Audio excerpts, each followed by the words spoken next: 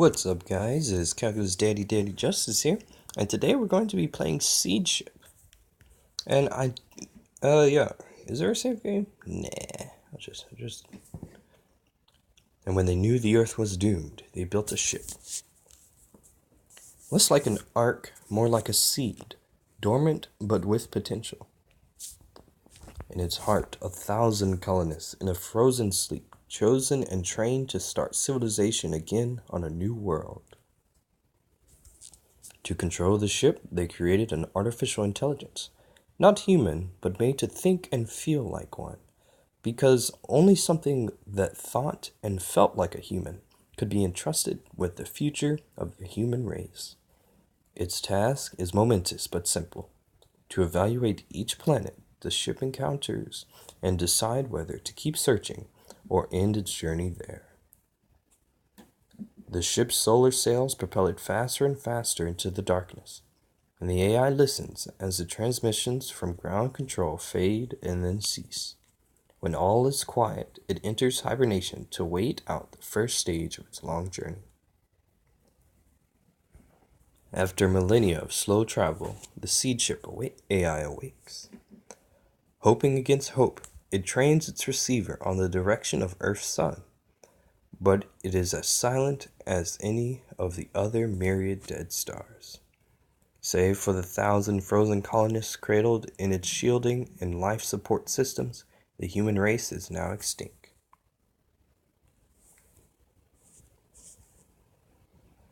Okay, systems are coming online.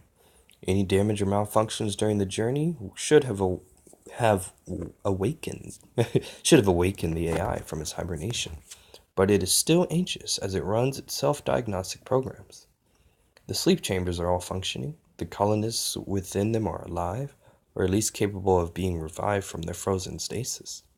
Sensors functioning, surface probes responding, landing and construction systems ready for the one time they will be used. Scientific and cultural databases intact, safely storing all that remains of humanity's knowledge and art. Scan planet. The Seedship is in orbit of the 8th planet of a red supergiant star. Even a brief scan from orbit reveals far more information than its builders could know with their Earth orbit-based telescopes. But the AI has little use for scientific curiosity. It only has one concern: whether this planet would make a suitable new home for the human race. Corrosive atmosphere, low gravity, very hot, no water, no resources, and geological anomalies and possible structures. I need to found this colony. This is the perfect place. No, so essentially in this game, different colonies are rated on these things, and they'll be rated on how well they do. Red is bad. If you're like scientific databases and cultural databases and construction things are all up to par, you can deal with like one bad thing or like two kind of bad things, but no, you don't want more than that. The AI judges the first planet to be unsuitable. It turns its scanners away, spreads its solar sails, and begins another long journey through the void. The AI wakes to a wall of blinding brightness. The Seedship's course has taken it close to a supergiant star that has proved to be far hotter than the guidance system anticipated. The ship is gathering heat faster than the radiator fins can radiate it away. The AI must shut down a part of the heat regulation system before the entire system catastrophe fails. Oh no. Well, I'm not going to do the colonists. Or maybe I can do the colonists. Don't want to lose the scanners, but I have lots of scanners. But I really don't want to lose the scanners. Landing construction module, no, because that one, if the landing module isn't at 100% or is like low, when you land, it'll actually take a lot of damage. All the other categories will take damage, so you really want to protect the landing construction is probably the most important. Sleep chambers are important because you cannot get more colonists. Like you can repair other things and like add things to scientific, and you can find cultural relics and such, but you cannot replace the colonists. But you can almost survive a lot longer with very few colonists. Hmm. Rip colonists. Okay. The AI channels excess heat into the sleep chambers and it melts the people. Like, they wake them up, I guess. The heat regulation system recovers as the ship moves away from the superhot star, but not before 145 colonists have sustained tissue damage too severe for them to be successfully revived. The Seedship enters orbit of the second moon of a gas giant orbiting a red dwarf star. The star's light reflects off a nearby nebula. Atmosphere, corrosive. Gravity, low. Temperature, very cold. Water, ice-covered surface. Resources, none. Anomalies, it's a moon. I know it would be really cool to have found life on a moon, but no, we're gonna move on.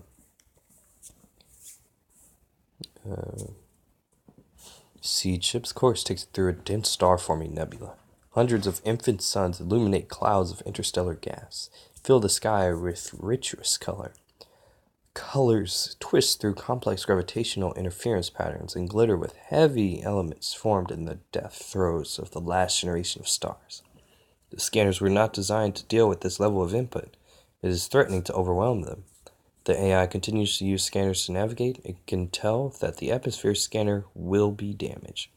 Shutting off the scammers will leave the Seedship vulnerable to collisions within this crowded area of space.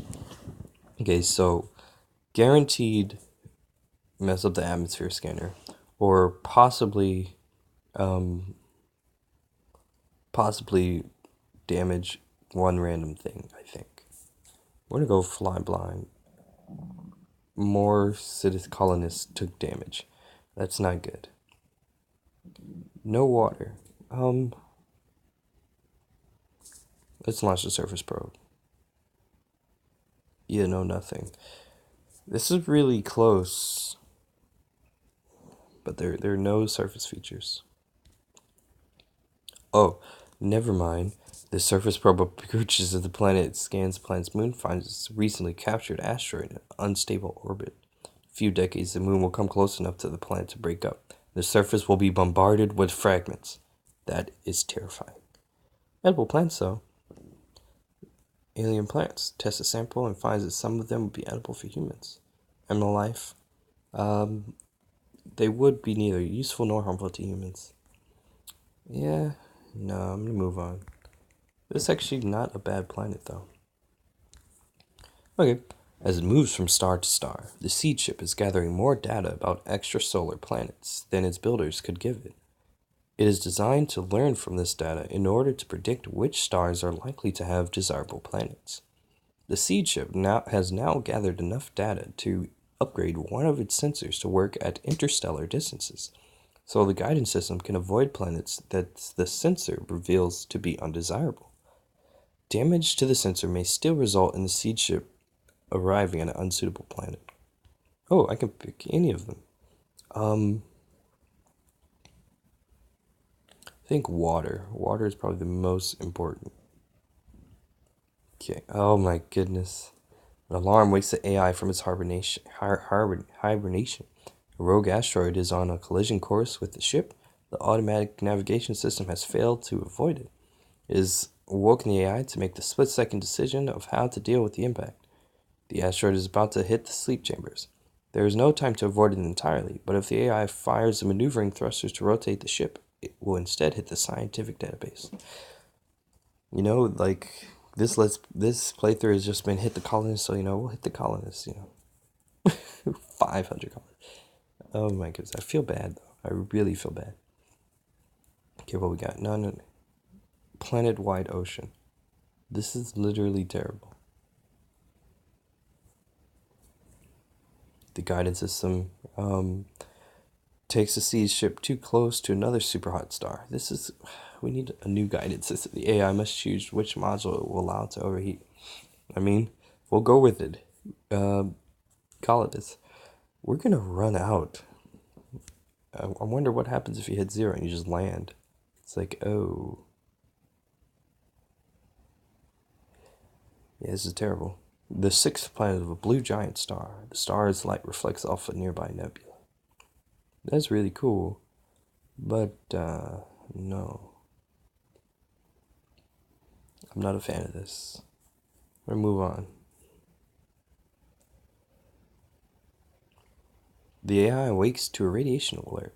The death burst of a distant supernova is flooding the Seedship's electronics with random signals. The data storage system is malfunctioning. In a few moments, the cultural database will be lost. Avoid the malfunction of shutting down all its electronics till the radiation has passed. But that would leave it without a working Oh, wait, we'll shut down. Maybe we'll hit the colonists. Oh, we lost the surface probe.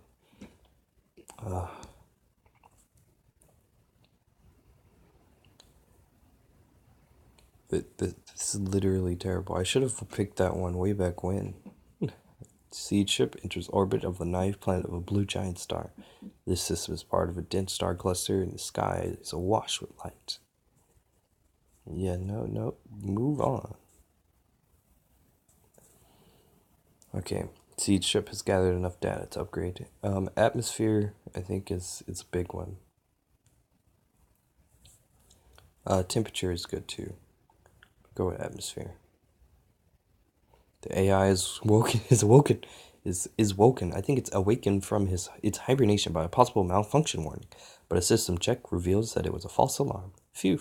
Far from the nearest star, the AI spends some time admiring the cold beauty of the Milky Way, as revealed by its navigation sensors, before returning to hibernation to wait for its arrival in the next system.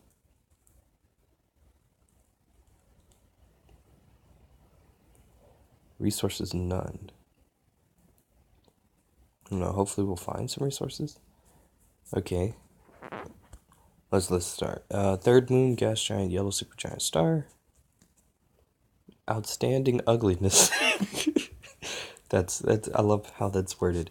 The AI runs the probe's images of surface through its aesthetic analysis routine and determines that humans would find this planet extremely ugly. Poisonous plants. The probe finds alien plants. It tests a sample, finds they would all be highly poisonous to humans. Animal life, neither harmful. Bronze Age, no, we would get wrecked. With no resources, no, just don't even bother. Move on. It sucks though. The beginning of it was so nice. The AI was created to value human life. Its knowledge of human civilization is limited to what its builders thought was important for its mission. It is human enough to be curious. However, it has access to a vast wealth of knowledge, and in the form of the scientific and culture-based databases. As it departs the system and finds that its power cells are full, it does not need to enter hibernation immediately, so it decides to spend some time studying one of the databases. Culture is important, science is important. I feel like science should be able to get a little bit more context. Was written to introduce scientific concepts to people with no prior knowledge, in case the scientific experts among the colonists were lost. So the AI has no trouble understanding it.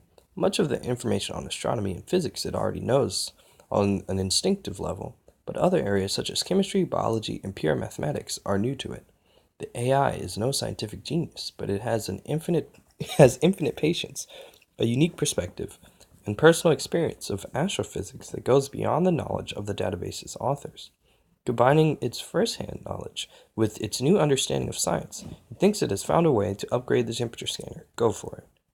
Yeah, it worked. The AI applies its new idea, and to its delight, it finds the long-range readings from the temperature scanner becoming clearer. Pleased with itself, it lets the guidance system work with the new data and enters hibernation to see where its new discovery will take it. This is a wonderful story.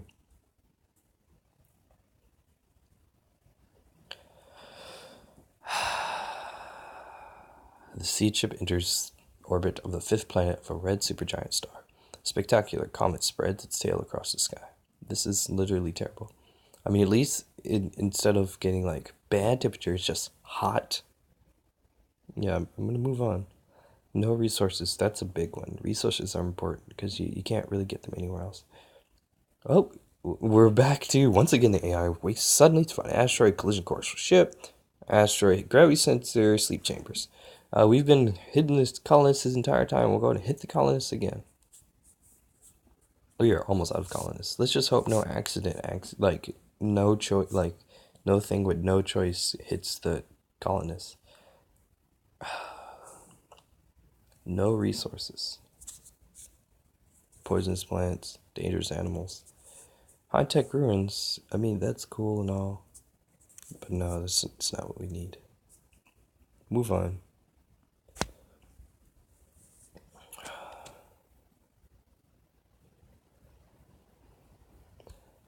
The body is designed from the core of an initial settlement once it has landed on alien preserve the landing system. Landing system is important. Landing system and scanners. We'll launch a probe. If these things are good, no. It's a lot of pretty. Oh, so many things here. Oh my goodness.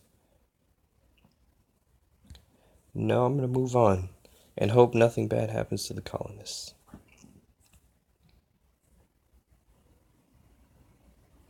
I'm gonna let the gravity sensors fail.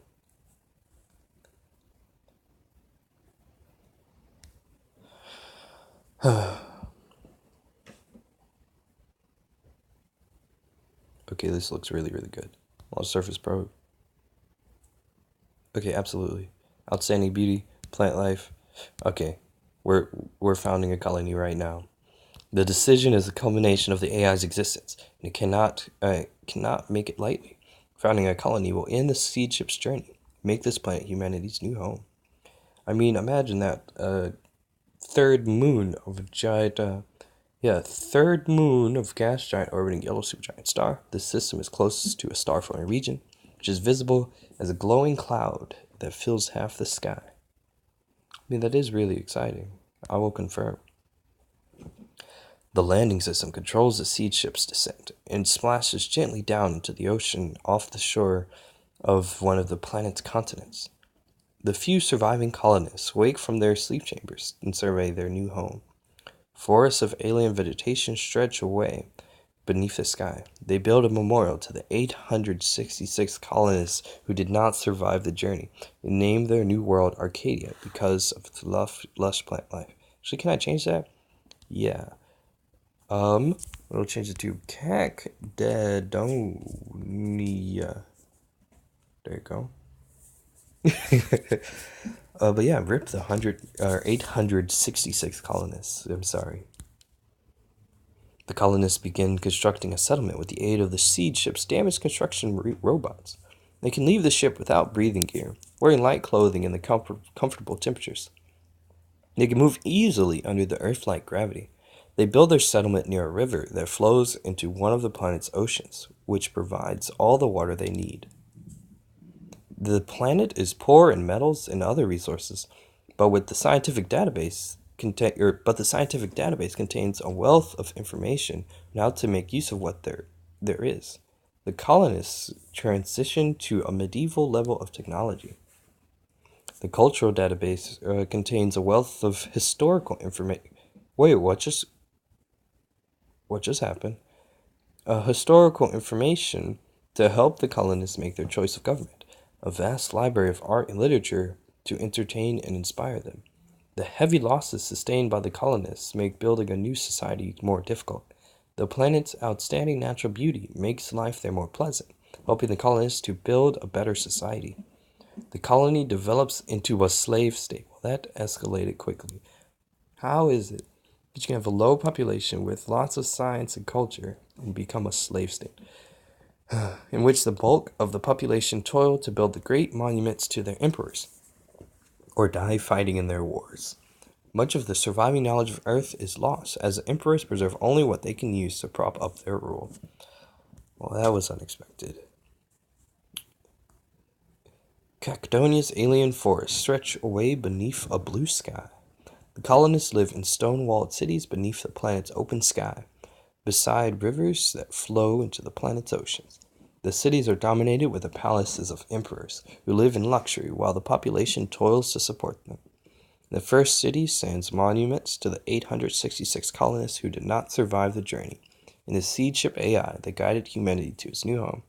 I mean, I didn't do that hot. I didn't do that bad, but it wasn't that good. It wasn't that good. I've done much better.